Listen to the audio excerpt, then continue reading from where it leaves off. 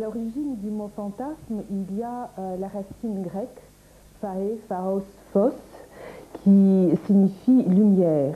Et à partir de là, tout ce qui vient à la lumière, par exemple briller, se présenter, présenter, se représenter, on comprend qu'il s'agit d'un fonctionnement psychique fondamental qui consiste à rendre clair ce qui est obscur, à faire apparaître la profondeur de nos expériences, souvent ce qu'il y a de plus occulte, de plus inaccessible.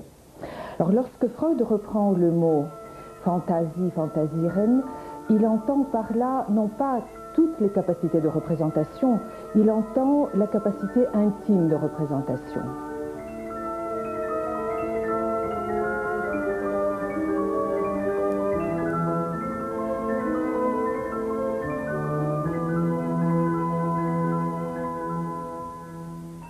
Nous avons plusieurs notions de fantasmes.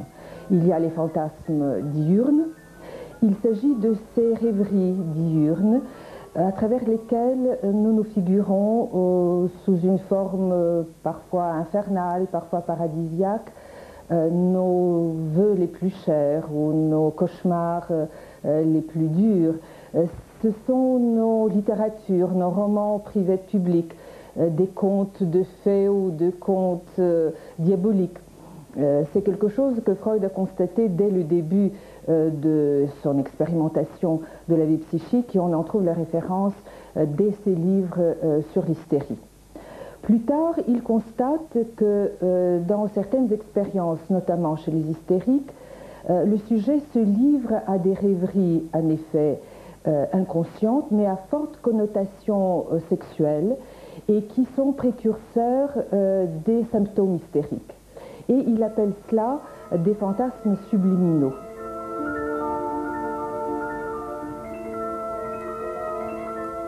Et enfin, dans l'interprétation des rêves, qui est un livre de 1900, il parle de fantasmes inconscients stricto sensu.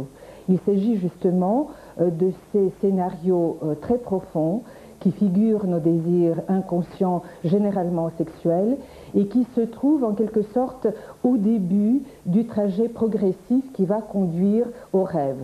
On dit que le rêve figure l'accomplissement d'un désir, mais le fantasme, plus profondément encore que le rêve, figure ce désir qui reste souvent inaccompli ou refoulé.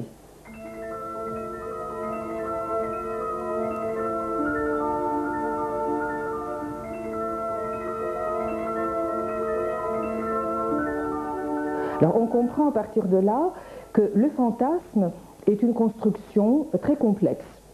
Je dirais qu'elle est doublement complexe. D'abord, c'est une réalité paradoxale.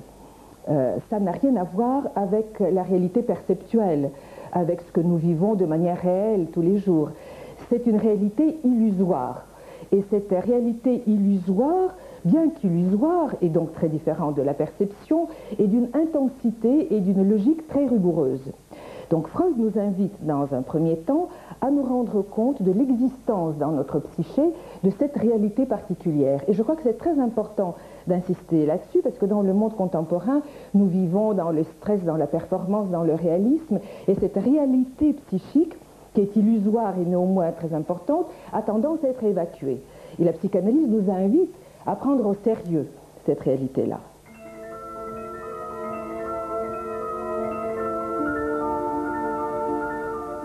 Les fantasmes peuvent être d'origine infantile, mais cet infantile est assez particulier. Ainsi, Freud pense qu'un certain nombre d'expériences ne sont pas vécues dans l'enfance, mais sont transmises de manière héréditaire. Il s'agit, selon lui, de schèmes héréditaires. Autrement dit, l'origine du fantasme n'est pas dans l'infantile, il est dans l'histoire de l'espèce. On dit à partir de là que le fantasme reprend le phylogénétique, c'est-à-dire l'histoire de l'espèce et des espèces, dans l'ontogénétique, c'est-à-dire dans l'histoire individuelle. Autrement dit, même si vous n'avez pas vécu des séductions, la castration, ou si vous n'avez pas été témoin du coït des parents, ce sont les fantasmes originaires, eh bien, vous avez l'impression de les inventer, mais ce n'est pas une véritable invention, c'est un retour de la phylogénèse dans l'autogénèse. On ne sait pas très bien comment se fait ce retour de schème héréditaire. Il y a quelque chose d'énigmatique dans cette notion d'encryptage phylogénétique à l'intérieur de notre psyché. Mais Freud maintient cette idée de présence héréditaire d'un certain nombre de schèmes, ce qui fait que le fantasme nous confronte avec une autre conception de la psyché chez Freud. Non seulement c'est une réalité illusoire mais importante, non seulement c'est une réalité mixte, hétérogène, feuilletée, complexe, mais c'est une réalité où le psychique jouxte le pré-psychique, où l'individuel touche les générations et l'humain s'enracine en quelque sorte dans l'histoire de l'espèce et jusque dans l'animal.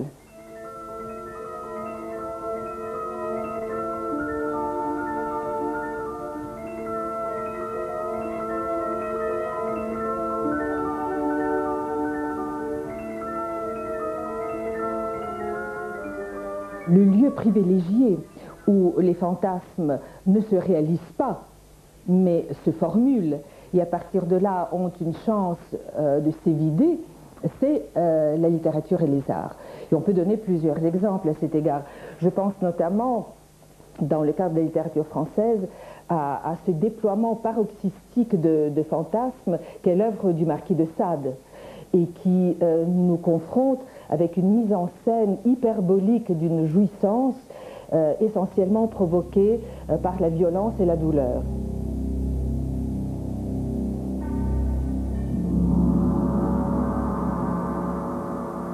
D'une autre façon, dans l'histoire de la peinture, nous sommes confrontés à l'instabilité de l'être humain, et en particulier à ses incertitudes.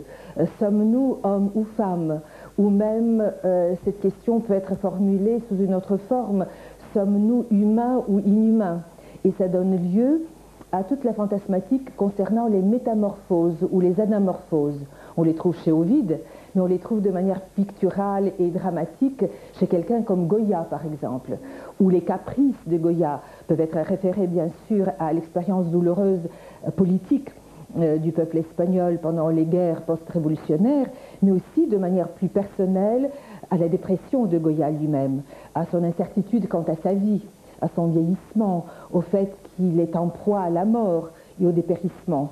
Et cela donne lieu à une incertitude qui se manifeste sous la forme de suis-je homme ou femme, être humain ou sorcière, ou animal, végétal ou humain. Donc l'anamorphose comme fantasme de l'incertitude personnelle.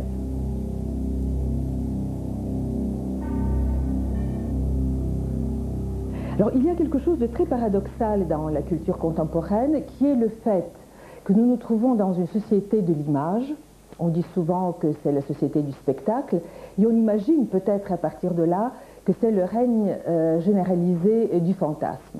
Eh bien je crois que contrairement à cette hypothèse, nous assistons dans la société de l'image à une difficulté fantasmatique. C'est-à-dire que les gens ont moins de fantasmes, ces fantasmes sont moins personnels et on les analyse beaucoup moins bien qu'auparavant. Je donne l'exemple dans les nouvelles maladies de l'âme d'un patient qui était peintre à ses heures, qui ne l'a pas dit pour commencer son analyse, et qui pendant de longs mois et même de longues années ne parvenait pas à raconter ses fantasmes. Il avait un discours parfaitement technique, extrêmement performant et robotisé à la limite, mais il se plaignait de difficultés relationnelles et de symptômes cutanés. Et on avait l'impression que quelque chose précisément de sa vie désirante, de sa vie pulsionnelle, n'arrivait pas à se dire. Jusqu'au moment où j'ai essayé de l'inviter de manière, j'espère, délicate, à me parler de sa peinture, car j'ai eu le sentiment que c'est dans sa peinture que se réalisaient ces fantasmes. Et il m'a apporté ses œuvres sous forme de reproduction. Je me suis rendu compte à ce moment-là qu'il s'agissait de collages d'une extrême violence.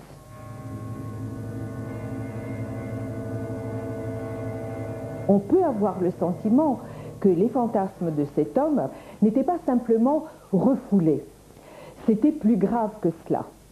C'était des fantasmes qu'on appellerait opératoires, en ce sens que ces fantasmes opèrent, il produit ces fantasmes sous forme de carnage dans ses collages, mais il en est opéré. Il n'en a pas la conscience, ni même l'inconscient. Il ne les formule pas.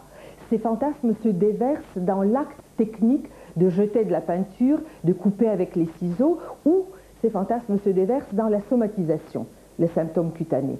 Ils n'affleurent pas la psyché, même sous un mode inconscient. Et donc il faut en quelque sorte les construire, ces fantasmes, avec l'aide du thérapeute ou de l'analyste. Et après seulement, on peut les analyser. En fait, dans cette voie de construction du fantasme, ce qui apparaît au premier plan, c'est l'importance du langage. On peut penser que dans la mesure où, dans le monde moderne, aussi bien la société du spectacle que la vie familiale laisse peu de place à la verbalisation, la cure analytique reste un lieu privilégié pour ouvrir cette caméra oscura qui est notre vie psychique et pouvoir inscrire les fantasmes. Et dans le même ordre d'idées, je pense que les œuvres d'art sont les alliés de la psychanalyse.